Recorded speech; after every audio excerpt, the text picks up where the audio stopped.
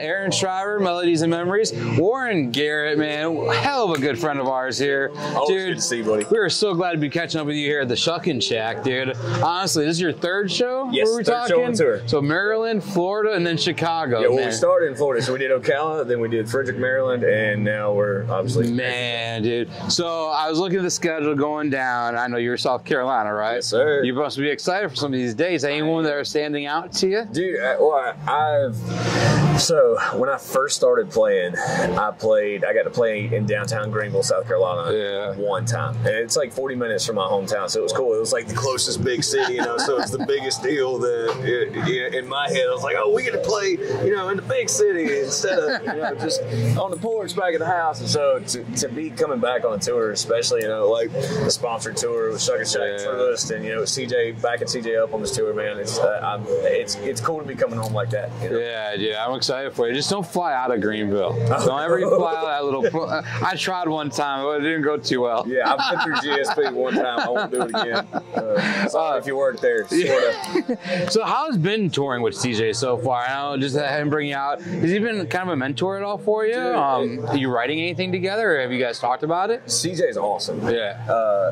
I've learned a lot from him watching him. I mean, of course, he's got a couple #1 songs. Yeah, so dude. Asking about that. It's been really cool. And he's like, we knew of each other before this tour, but we never got to hang out. And nice, dude. He's generally one of the coolest people I've gotten. Nice, dude. It'd be dangerous if you guys wrote together. I love that. We get some dangerous music out there. Yeah, that would be awesome, man. So finally, Bank's coming out October 7th. I know you're excited for it, man. Tell me a little backstory about the song, where it came from. Did you co-write it with anybody? Or, I did, and yeah. Who's your co-writers? So Brian Fraser and Jeff Hodge, and it was several years ago. And it's been a long time coming, man. Yeah, dude. It's been so long since I've gotten to put out music, and so that's the thing that I'm really excited about, because we've got Bank coming out first, and then we've got 2 more coming out through the next few months, and just to go from not putting out anything out for a little while to be able to put out several of my favorite songs I've written, man, I'm stoked about that. Like, really, really stoked.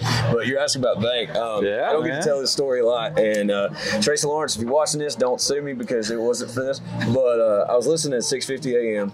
coming out of Nashville, and Tracy Lawrence DJs, I think on Sundays or something there, and I was listening. He was reading an ad. Money in the Bank or something. Well, he said he was reading a copy for an ad, and he finished it. And he made this joke. He's like, "Oh, well, that's between me and the bank." And I said, "Oh boy!"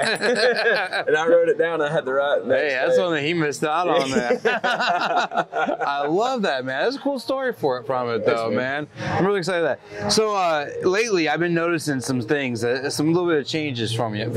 You've been playing a little bit more original music than cover music. How does that feel for you to actually be able to step out and actually, all right, this is who I am, this is my music, other than, oh yeah, I can sing this guy's song? Yeah, you hit the nail on the head, man. I mean, that's always a dream. And to be able to play these shows and get these shows because of my team, because my team's so awesome that I get to play shows where people are actually interested. They want to hear your songs, want to hear your stories, they want to, they want to hear the Tracy Lawrence story from Bank, and to be able to show up and really say, hey, this is who I am, this is what I think, this is what I think about this is my story. And to be able to do that, man, that's the dream. That's why I showed up in the first place, and so to finally be able to start realizing that is the dream come true. I love that.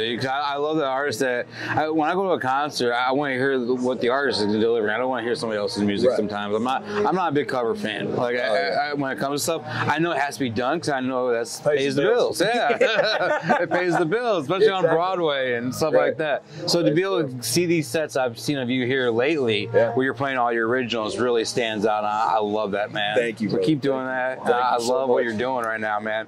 So before we close it out, you've been here before, our pod question. Yeah. So we're gonna put you on the hot seat one more time. Have you ever been kicked out of anything? If so, what?